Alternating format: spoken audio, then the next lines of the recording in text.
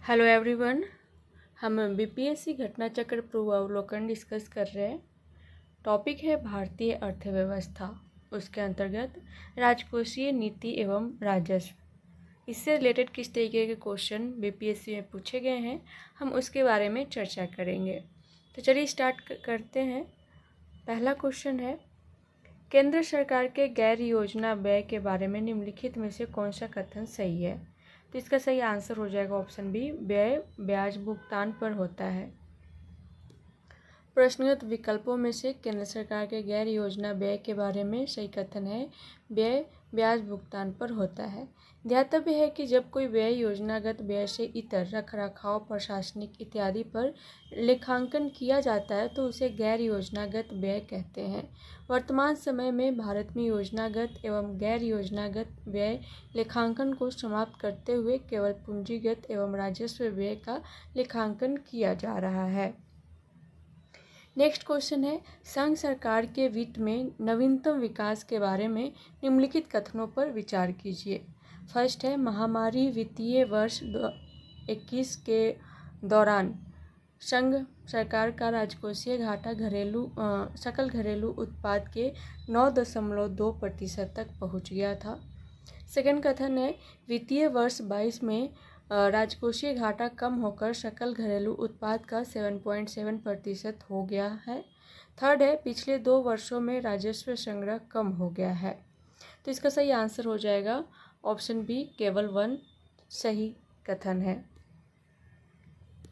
Next question है, किसी वित्तीय आपातकाल की स्थिति में अनुच्छेद 360 को लागू करने का या के परिणाम निम्नलिखित में से कौन सा है? ठीक है। फर्स्ट है, राष्ट्रपति राज्यों को राज्य मामलों के संबंध में सेवारत सभी या किसी वर्ग के कर्मचारियों के वेतन और भत्ते कम करने का आदेश दे सकते हैं। बिल्कुल सही है। सेकेंड है, राज्य विधानमंडल द्वारा पारित धन विधेयक या अन्य वित्तीय विधेयक को राष्ट्रपति के विचारार्थ आरक्षित रखने की आवश्यकता नहीं है। बिल्कुल गलत हो जाएगा। थर्ड है, राष्ट्रपति उच्चतम न्यायालय और उच्च न्यायालयों के जजों के साथ संघ मामलों के संबंध में सेवारत सभी या किसी वर्ग के कर्मचारियों के वेतन और भत्ते कम करने का आदेश दे सकते हैं। बिल्कुल सही है। फोर्थ है, राज्य विधानमंडल द्वारा पारित होने के बाद धन विधेयक या अन्य वित्तीय विधेयक राष्ट्रपति के विचारार्थ आरक्षित रखे जाएंगे। बिल्कुल सही है।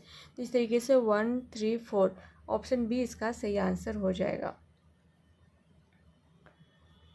भारतीय संविधान के अनुच्छेद 360 के अंतर्गत राष्ट्रपति द्वारा वित्तीय आपातकाल लगाए जाने का प्रावधान है। वित्तीय आपातकाल की स्थिति में अनुच्छेद 360 को लागू करने के निम्नलिखित परिणाम होते हैं। राष्ट्रपति राज्यों को राज्य मामलों के संबंध में सेवारत सभी या किसी वर्ग के कर्मचारियों के वेतन और भत्ते कम करने का आदेश दे सकते हैं। राष्ट्रपति उच्चतम न्यायालय और उच्च न्यायालयों के न्यायाधीशों के साथ संघीय मामलों के संबंध में सेवारत सभी या किसी वर्ग के कर्मचारियों के वेतन और भत्ते कम करने का आदेश दे सकते हैं। राज्य विधानमंडल द्वारा पारित होने के बाद धन विधेयक या अन्य वित्तीय विधेयक राष्ट्रपति के विचारार्थ आरक्षित रखे जा सकते हैं।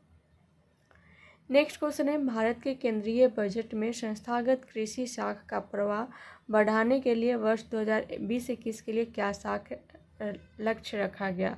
तो ये पुराना डेटा है, ये आपके एग्ज़ाम में नहीं पूछे जाएंगे। यहाँ से आप ये पैटर्न को समझ लीजिए ताकि हम बजट पढ़ें तो उसके आधार पे हम समझ जाएं कि किस तरीके के क्वेश्चन बीपीएससी में पूछे जाते हैं।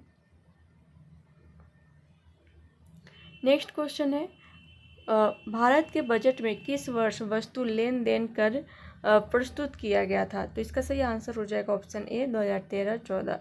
कमोडिटी ट्रांजैक्शन टैक्स वस्तु लेन देन कर पहली बार बजट में 2013-14 में प्रस्तुत किया गया था। नेक्स्ट क्वेश्चन है, 15वें वित्त आयोग की सिफारिश पर केंद्रीय करों के विभाज्य पूल में बिहार का हिस्सा कितना है? तो ये अब पुराना डेटा है, ठीक है। वैसे इसका सही आंसर हो जाएगा 10.06। अभी का आप देखिए, केंद्रीय 15वें वित्त आयोग के अनुसार केंद्रीय करों के विभाज्य पूल में हिस्सेदारी के आधार पर उत्तर प्रदेश प्रथम 2020-21 के लिए, ठीक है, तथा वर्ष 2021-26 के लिए 17.93 9% तथा बिहार का स्थान दूसरा है। नेक्स्ट क्वेश्चन है, केंद्र सरकार द्वारा राज्य तथा स्थानीय निकायों को पूंजीगत परिसंपत्ति के विकास के लिए दिया गया अनुदान केंद्रीय बजट के किसके नेक्स्ट क्वेश्चन है, केंद्र सरकार द्वारा राज्य तथा स्थानीय निकायों को पूंजीगत परिसंपत्ति के विकास के लिए दिया गया अनुदान केंद्रीय बजट में किसके अंतर्गत वर्गीकृत किया जाता है? तो इसका सही आंसर हो जाएगा ऑप्शन ए, राजस्व व्यय। केंद्र सरकार द्वारा राज्य तथा स्थानीय निकायों को पूंजीगत परिसंपत्ति के विकास के लिए दिया गया अनुदान केंद्रीय बजट में राजस्व व्यय के अंतर्गत वर्गीकृत किया जाता है। राजस्व व्यय से अभिप्राय सरकार द्वारा एक वित्तीय वर्ष में किए जाने वाले उस अनुमानित व्यय से है जिसके फलस्वरूप न तो परिसंपत्तियों का निर्माण हो और न ही देयताओं में कमी आए। नेक्स्ट क्वेश्चन है, राष्ट्रीय बचत प्रमाण पत्र की बिक्री से प्राप्त हुई राशि भारत सरकार के किस खाते में जमा होती है? तो इसका सही आंसर हो जाएगा ऑप्शन सी, भारत की सार्वजनिक निधि। राष्ट्रीय बचत प्रमाण पत्र की बिक्री से प्राप्त हुई राशि भारत सरकार के सार्वजनिक खाते में जमा होती है। भारत सरकार के कोष को 3 भागों में रखा जाता है, भारत की संचित निधि, भारत की आकस्मिकता निधि एंड भारत की लोकलेखा निधि। नेक्स्ट क्वेश्चन है, भारत सरकार का राजकोषीय घाटा निम्नलिखित में से किसके बराबर होता है? तो इसका सही आंसर हो जाएगा ऑप्शन ए, कर्ज बनाने वाली पूंजीगत प्राप्ति। भारत सरकार का राजकोषीय घाटा कर्ज बनाने वाली पूंजीगत प्राप्ति के बराबर होता है। राजकोषीय घाटा सरकार के कुल व्यय और उसके कुल राजस्व के बीच का अंतर है। नेक्स्ट क्वेश्चन है, जीएसटी परिषद का चेयरपर्सन कौन होता है? तो इसका सही आंसर हो जाएगा ऑप्शन डी, केंद्रीय वित्त मंत्री। जीएसटी परिषद का चेयरपर्सन केंद्रीय वित्त मंत्री होता है। नेक्स्ट क्वेश्चन है, वस्तु एवं सेवा कर के संदर्भ में राजस्व तटस्थ कर दर का अर्थ क्या है? तो इसका सही आंसर हो जाएगा ऑप्शन ए, वह दर जिस पर राज्य एवं केंद्र के लिए राजस्व जीएसटी से पहले के समान रहे। वस्तु एवं सेवा कर के संदर्भ में राजस्व तटस्थ कर दर का अर्थ है वह दर जिस पर राज्य एवं केंद्र के लिए राजस्व जीएसटी से पहले के समान रहे। वस्तु एवं सेवा कर भारत में 1 जुलाई 2017 को लागू एक अप्रत्यक्ष कर व्यवस्था है। नेक्स्ट क्वेश्चन है, राजकोषीय घाटा की नई परिभाषा का सुझाव दिया गया था। तो इसका सही आंसर हो जाएगा ऑप्शन ए, चिल्लैया समिति के द्वारा। राजकोषीय घाटा की नई परिभाषा का सुझाव चिल्लैया समिति के द्वारा दिया गया था। नेक्स्ट क्वेश्चन है, निम्नलिखित में से कौन सा राजकोषीय नीति का एक उपकरण है? तो इसका सही आंसर हो जाएगा ऑप्शन ए, कर। दिए गए विकल्पों में से कर राजकोषीय नीति का उपकरण है, शेष सभी नगद आरक्षित अनुपात, साख सीमा तथा बैंक दर मौद्रिक नीति के उपकरण हैं। नेक्स्ट क्वेश्चन है, सरकारी व्यय को नियंत्रित करने का प्राधिकार है? तो इसका सही आंसर हो जाएगा ऑप्शन सी, वित्त मंत्रालय। सरकारी व्यय को नियंत्रित करने का प्राधिकार वित्त मंत्रालय के अधीन है। वित्त मंत्रालय में 6 विभाग शामिल हैं, आर्थिक कार्य विभाग, व्यय विभाग, राजस्व विभाग, वित्तीय विनिवेश विभाग, वित्तीय सेवा विभाग एवं सार्वजनिक उद्यम विभाग। इन 6 विभागों में व्यय विभाग केंद्र सरकार की सार्वजनिक वित्त प्रबंधन प्रणाली और राज्यों की वित्तीय स्थिति से संबंधित मामलों पर निगरानी रखने वाला एक नोडल विभाग है। नेक्स्ट क्वेश्चन है, केंद्रीय सरकार के निम्नलिखित महत्वपूर्ण कर राजस्व के स्रोतों पर विचार कीजिए। निगम कर के अलावा अन्य आय पर कर, कस्टम्स, संघ उत्पादन शुल्क। सकल कर राजस्व के मामले में इनका सही अवरोही क्रम निम्नलिखित में से कौन सा है? यहाँ देखिए, प्रश्नकाल हेतु विकल्प ए सही उत्तर है।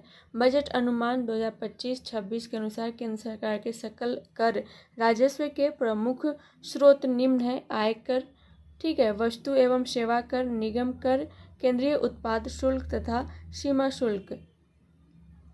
नेक्स्ट क्वेश्चन है, भारत सरकार की आय का सबसे बड़ा स्रोत है? तो इसका सही आंसर हो जाएगा ऑप्शन डी, प्रत्यक्ष कर। नेक्स्ट क्वेश्चन है, भारत में आय का सबसे बड़ा स्रोत है? तो ऑप्शन ए हो जाएगा, प्रत्यक्ष कर। नेक्स्ट क्वेश्चन है, निम्नलिखित में से सबसे बड़ा एकल साधन कौन सा है जिससे भारत में राजस्व कर से सरकार को आय होती है। तो इसका सही आंसर हो जाएगा ऑप्शन सी, व्यक्तिगत आयकर। नेक्स्ट क्वेश्चन है, ब्याज भुगतान एक आइटम है। तो इसका सही आंसर हो जाएगा ऑप्शन ए, राजस्व व्यय का। ब्याज भुगतान राजस्व व्यय के अंतर्गत शामिल किया जाता है। उसकी प्राप्ति या व्यय राजस्व आय या राजस्व व्यय में शामिल किया जाता है। ब्याज भुगतान राजस्व व्यय की मद है। नेक्स्ट क्वेश्चन है, राजकोषीय घाटा है। तो इसका सही आंसर हो जाएगा ऑप्शन डी, बजटीय घाटे का योग और सरकार का बाजार ऋण तथा दायित्व।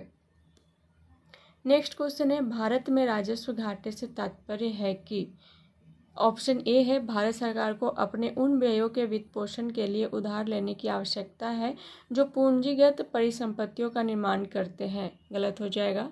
नेक्स्ट है, भारत सरकार को अपने उन व्ययों के वित्त पोषण के लिए उधार लेने की आवश्यकता है जो पूंजीगत परिसंपत्तियों का निर्माण नहीं करते हैं। बिल्कुल सही है। थर्ड है, भारत सरकार को भारतीय रिजर्व बैंक से सरकारी प्रतिभूतियों के बदले उधार लेने की आवश्यकता है। गलत हो जाएगा। फोर्थ है, भारत सरकार को अंतर्राष्ट्रीय वित्तीय संस्थाओं को उधार लेने की आवश्यकता है। गलत। तो इस तरीके से ऑप्शन सी बी इसका सही आंसर हो जाएगा। जब सरकार का राजस्व व्यय उसके राजस्व आय से अधिक होता है तो इस अंतर को राजस्व घाटा कहते हैं। इसकी पूर्ति के लिए सरकार जो कर्ज लेती है उससे कोई पूंजीगत संपत्ति सृजित नहीं होती, बल्कि केवल परिचालन लागत या दैनिक खर्च की पूर्ति होती है। नेक्स्ट क्वेश्चन है, ये बजट 2022-23 का पूछा गया था। आपसे अभी का बजट पढ़ना होगा, ठीक है। ये पुराना डेटा है। वित्तीय वर्ष 2021-22 में भारत में टैक्स जीडीपी अनुपात क्या था? तो ये अभी पुराना डेटा है, तो इसको ध्यान में रखिएगा, ठीक है। ये सब पुराना डेटा है। नेक्स्ट क्वेश्चन है, प्रभावी राजस्व घाटा किस केंद्रीय बजट में पेश किया गया? तो इसका सही आंसर हो जाएगा ऑप्शन बी, 2011-12 में। नेक्स्ट क्वेश्चन है, संशोधित मूल्य वर्धित कर का संबंध है। तो इसका सही आंसर हो जाएगा ऑप्शन डी, उत्पाद कर। उत्पाद शुल्क के इतिहास में वर्ष 1986 एक ऐतिहासिक वर्ष रहा जब दीर्घकालीन राजकोषीय नीति के क्रियान्वयन में बीपी सिंह द्वारा 1 मार्च 1986 से मॉडरेट लागू किया गया। मॉडरेट संशोधित मूल्य वर्धित कर भी एक प्रकार का केंद्रीय उत्पाद शुल्क ही था। नेक्स्ट क्वेश्चन है, भारत में सेवा कर किस वर्ष प्रारंभ किया गया था? तो इसका सही आंसर हो जाएगा ऑप्शन ए, 1994-95। सेवा कर एक अप्रत्यक्ष कर है। इसे चिलैया समिति की संस्तुति पर वित्तीय वर्ष 1994-95 में वित्त अधिनियम 1994 द्वारा लागू किया गया। यह संघ सूची का विषय है। वर्ष 2003 में 88वें संविधान संशोधन द्वारा अनुच्छेद 268A संविधान में शामिल किया गया। वर्तमान में जीएसटी में शामिल है। नेक्स्ट क्वेश्चन है, भारत में बजट घाटे को पूरा करने की तहत ट्रेजरी बिल प्रणाली को समाप्त कर दिया गया। कब किया गया? ऑप्शन ए है 1 अप्रैल 1992, ऑप्शन बी है 1 अप्रैल 1994, ऑप्शन सी है 31 मार्च 1996, ऑप्शन डी है 31 मार्च 1997। तो इसका सही आंसर हो जाएगा ऑप्शन डी, 31 मार्च 1997 को। एडहॉक ट्रेजरी बिल्स की भारत में शुरुआत वर्ष 1955 में हुई थी। यह रिजर्व बैंक के नाम से ही निर्गमित होती है तथा सरकार की अत्यंत ही अस्थायी फंड संबंधी आवश्यकता की पूर्ति के लिए निर्गमित की जाती है। इनका प्रत्यक्ष तथा तत्काल मौद्रीकरण हो जाता है क्योंकि इनके निर्गमित होने के साथ ही रिजर्व बैंक की संपत्ति बढ़ जाती है और अनुषंगी रूप में मुद्रा दायित्व में वृद्धि होती है। एडहॉक ट्रेजरी बिल्स का निर्गमन 31 मार्च 1997 से बंद कर दिया गया है और इसके स्थान पर अर्थोपाय अग्रिम की योजना शुरू की गई है। नेक्स्ट क्वेश्चन है, भारत के संविधान के 113 के अनुसार वार्षिक बजट में कितनी अनुदान की मांगें संसद में पेश की जाती है? तो इसका सही आंसर हो जाएगा ऑप्शन ई। भारतीय संविधान के अनुच्छेद 113 के अनुसार भारत की संचित निधि पर भारित व्यय के अतिरिक्त होने वाले व्यय की मांग को लोकसभा की स्वीकृति के लिए प्रस्तुत किया जाता है। इसे अनुदान की मांग कहा जाता है। वार्षिक बजट 2025-26 में कुल 102 अनुदान की मांगें की गई है। नेक्स्ट क्वेश्चन है, इनमें से कौन 15वें वित्त आयोग का सदस्य नहीं है? तो इसका सही आंसर हो जाएगा ऑप्शन बी, सुदीप्तो मुंडले। 27 नवंबर 2017 को एन.के. सिंह की अध्यक्षता में 15वें वित्त आयोग का गठन किया गया था, जिसमें 4 सदस्य थे: अजय नारायण झा, डॉक्टर अशोक लाहिरी, डॉक्टर अनूप सिंह तथा प्रोफेसर रमेश चंद्र। आयोग गठन के प्रारंभ में भारतीय रिजर्व बैंक के वर्तमान गवर्नर शक्तिकांत दास भी इस आयोग के सदस्य थे, लेकिन बाद में शक्तिकांत दास की जगह अजय नारायण झा को सदस्य बनाया गया। दिसंबर 2023 में अरविंद पनगड़िया की अध्यक्षता में 16वें वित्त आयोग का गठन किया गया। 16वें वित्त आयोग के अन्य 4 सदस्य निम्न हैं: डॉक्टर अजय नारायण झा, पूर्णकालिक सदस्य; एनी जॉर्ज मैथ्यू, पूर्णकालिक सदस्य; मनोज पांडा, पूर्णकालिक सदस्य; डॉक्टर सौम्य क्रांति घोष, अंशकालिक सदस्य। पूर्व में डॉक्टर निरंजन राजाध्यक्ष को पूर्णकालिक सदस्य के रूप में नियुक्त किया गया था, लेकिन अप्रैल 2024 में उनके स्थान पर मनोज पांडा को शामिल किया गया। नेक्स्ट क्वेश्चन है, वर्ष 2006-07 में बिहार का विकासात्मक व्यय इसके कुल व्यय का था। तो इसका सही आंसर हो जाएगा ऑप्शन ए 60%। बिहार बजट 2025-26 में विकासात्मक एवं गैर विकासात्मक व्यय का अनुमान क्रमशः 2,06,818.53 करोड़ रुपये तथा 1,10,076.48 करोड़ रुपये हैं, जो कुल अनुमानित व्यय का 3,16,895.02 करोड़ रुपये का क्रमशः 65.26% एवं 34.74% है। नेक्स्ट क्वेश्चन है, मॉडवेट जो अप्रैल 2001 से कार्यान्वित होगा प्रस्तावित करता है। यहाँ देखिए, एल.के. झा कमेटी गठन 1978 की संस्तुति पर वर्ष 1986-87 के बजट में मूल्य वर्धित कर की एक संशोधित प्रणाली MODVAT modified value added tax लागू की गई। मॉडवेट विनिर्माण क्षेत्र के उत्पादन अर्थात औद्योगिक उत्पादों पर आरोपित की गई थी। यह केंद्रीय उत्पाद शुल्क है, जिसमें उत्पादकों द्वारा मध्यवर्ती आगत पर चुकाए गए कर को घटाने की व्यवस्था थी। मॉडवेट के पश्चात बजट 2000-2001 से सैनवेट तथा इसी की अगली कड़ी में 1 अप्रैल 2005 से वैट लागू किया गया। सरकार द्वारा 1 जुलाई 2017 से वस्तु एवं सेवा कर जीएसटी लागू किया गया है। नेक्स्ट क्वेश्चन है, भारत के राजस्व का प्रधान स्रोत है। तो इसका सही आंसर हो जाएगा ऑप्शन ए प्रत्यक्ष कर। बजट अनुमान 2025-26 में प्रत्यक्ष एवं अप्रत्यक्ष कर सकल घरेलू उत्पाद का क्रमशः 7.1% तथा 4.9% है। नेक्स्ट क्वेश्चन है, निम्न में से कौन सा एक संघीय बजट 2017-18 के अभीष्ट उद्देश्यों में सम्मिलित नहीं था? ऑप्शन ए है भारत को रूपांतरित करना, ऑप्शन बी है भारत को स्वच्छ करना, ऑप्शन सी है भारत को शिक्षित करना, ऑप्शन डी है भारत को ऊर्जावान बनाना, ऑप्शन ई है उपयुक्त में से कोई नहीं, उपयुक्त में से एक से अधिक। तो इसका सही आंसर हो जाएगा ऑप्शन सी भारत को शिक्षित करना। तो ये बजट 2017-18 का है, ये भी आपका पुराना डेटा है। ठीक, नेक्स्ट क्वेश्चन है, भारत में किस वर्ष रेल बजट को आम बजट में मिला दिया गया था? तो इसका सही आंसर हो जाएगा ऑप्शन सी 2017। 2017 में रेल बजट को आम बजट में मिला दिया गया। वर्ष 2017 में आम बजट में ही रेल बजट को तत्कालीन वित्त मंत्री अरुण जेटली द्वारा प्रस्तुत किया गया था। नेक्स्ट क्वेश्चन है, भारत में राज्य सरकारों के लिए आय का सबसे महत्वपूर्ण स्रोत है। तो यहाँ देखिए, प्रश्नकाल में राज्य सरकारों के लिए आय का प्रमुख बड़ा स्रोत बिक्री कर था, परंतु वर्तमान की अगर हम बात करें तो वस्तु एवं सेवा कर लागू होने से राज्य सरकारों के लिए करों के संदर्भ में आय का सबसे बड़ा स्रोत राज्य जीएसटी है। नेक्स्ट क्वेश्चन है, विगत वर्षों में भारत में केंद्र सरकार का सर्वाधिक संपूर्ण व्यय किस क्षेत्र में हुआ? तो ये विकास, ऑप्शन बी इसका सही आंसर हो जाएगा। और ये क्वेश्चन पूछा गया था 40th बीपीएससी 1995 में। ठीक है, तो केंद्रीय बजट 2025-26 में केंद्र सरकार के व्यय की शीर्ष मदें इस प्रकार हैं: करों और शुल्कों में राज्यों का हिस्सा 22%, ब्याज अदायगी 20%, केंद्रीय क्षेत्र की योजना इसमें रक्षा और आर्थिक सहायता पर पूंजी परिव्यय शामिल नहीं है 16%। नेक्स्ट क्वेश्चन है, निम्नलिखित में से कौन सा केंद्रीय सरकार का कर नहीं है? तो इसका सही आंसर हो जाएगा ऑप्शन बी भूमि राजस्व। उपर्युक्त विकल्पों में से आयकर, सीमा शुल्क तथा उत्पाद शुल्क केंद्रीय सरकार के कर हैं, किंतु भूमि राजस्व राज्य सरकारें आरोपित एवं संग्रहित करती है। नेक्स्ट क्वेश्चन है, कौन सा ऐसा कर है जो केंद्रीय सरकार द्वारा लगाया जाता है लेकिन उससे प्राप्त आय को केंद्र और राज्य में विभाजित कर दिया जाता है। तो ऑप्शन ए है आयात शुल्क, ऑप्शन बी है केंद्रीय उत्पाद शुल्क, ऑप्शन सी है निगम कर, ऑप्शन डी है इनमें से कोई नहीं। तो इसका सही आंसर हो जाएगा ऑप्शन डी, इनमें से कोई नहीं। नेक्स्ट क्वेश्चन है, निम्न में से कौन से दो परोक्ष कर हैं। तो इसका सही आंसर हो जाएगा ऑप्शन सी, बिक्री कर व उत्पाद शुल्क।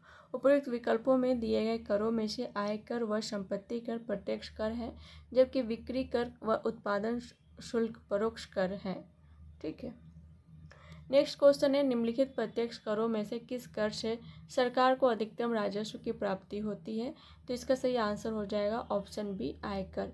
प्रश्नकाल हेतु विकल्प ए सही उत्तर है, निगम कर। बजट अनुमान 2025-26 में सरकार की कुल आय के अंतर्गत प्रत्यक्ष करों में सर्वाधिक हिस्सेदारी आयकर की, उसके बाद जीएसटी तथा निगम कर की हिस्सेदारी है। नेक्स्ट क्वेश्चन है, भारत के वित्त आयोग के संदर्भ में निम्नलिखित कथनों पर विचार करें। फर्स्ट है, वित्त आयोग एक सांविधिक निकाय है, गलत हो जाएगा। ठीक है। सेकेंड है, संविधान के अनुच्छेद 280 के तहत वित्त आयोग स्थापित किया गया था, बिल्कुल सही है। थर्ड है, वित्त आयोग द्वारा की गई सिफारिशें प्रकृति में केवल सलाहकार है, बिल्कुल सही है। फोर्थ है, पहला वित्त आयोग 1950 में स्थापित किया गया था, गलत हो जाएगा। उपयुक्त में से कौन सा सही है। तो इसका सही आंसर हो जाएगा ऑप्शन सी, केवल 2 और 3। नेक्स्ट क्वेश्चन है, निम्नलिखित में से कौन सा एक राजकोषीय नीति का उपकरण नहीं है। तो इसका सही आंसर हो जाएगा ऑप्शन सी, ब्याज दर। उपयुक्त विकल्पों में करारोपण, सार्वजनिक व्यय तथा सार्वजनिक ऋण का राजकोषीय नीति के उपकरण है, जबकि ब्याज दर मौद्रिक नीति का उपकरण है। राजकोषीय नीति सरकार से संबंधित होती है, जबकि मौद्रिक नीति का क्रियान्वयन भारतीय रिजर्व बैंक के तहत मौद्रिक नीति समिति द्वारा किया जाता है। नेक्स्ट क्वेश्चन है, 12वें वित्त आयोग के अध्यक्ष कौन है। तो इसका सही आंसर हो जाएगा option B, doctor C Rangarajan. वर्ष 2002 में गठित 12वें वित्त आयोग के अध्यक्ष रिजर्व बैंक के पूर्व गवर्नर डॉक्टर सी रंगराजन थे। 12वें वित्त आयोग की सिफारिशें वर्ष 2005-10 की अवधि के लिए थी।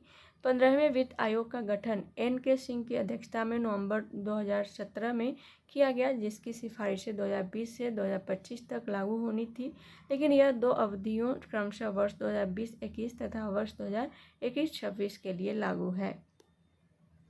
नेक्स्ट क्वेश्चन है, 14वें वित्त आयोग के अनुसार विभाजन योग्य शुद्ध केंद्रीय राजस्व कर में राज्यों का प्रतिशत भाग है। तो ये भी पुराना डेटा है, 14वें वित्त आयोग की बात की गई। यहाँ देखिए, 15वें वित्त आयोग ने राज्यों की हिस्सेदारी 42% से कम करके 41% करने तथा नवनिर्मित केंद्र शासित प्रदेश जम्मू और कश्मीर तथा लद्दाख के लिए 1% की सिफारिश की है। नेक्स्ट क्वेश्चन है, हाल ही में डीजल की कीमतें बढ़ाई गई है। ऑप्शन ए है सरकार की आय में वृद्धि हेतु, ऑप्शन बी है सरकार का मनमानी पूर्ण निर्णय, ऑप्शन सी है अंतर्राष्ट्रीय मूल्य के स्तर पर तदनुसार मूल्य निर्धारण हेतु जो कि पिछली सरकार के उठाए गए कदम का परिपालन है, ऑप्शन डी है इनमें से कोई नहीं। तो इसका सही आंसर हो जाएगा ऑप्शन सी, अंतर्राष्ट्रीय मूल्य के स्तर पर तदनुसार मूल्य निर्धारण हेतु जो कि पिछली सरकार के उठाए गए कदम का परिपालन है।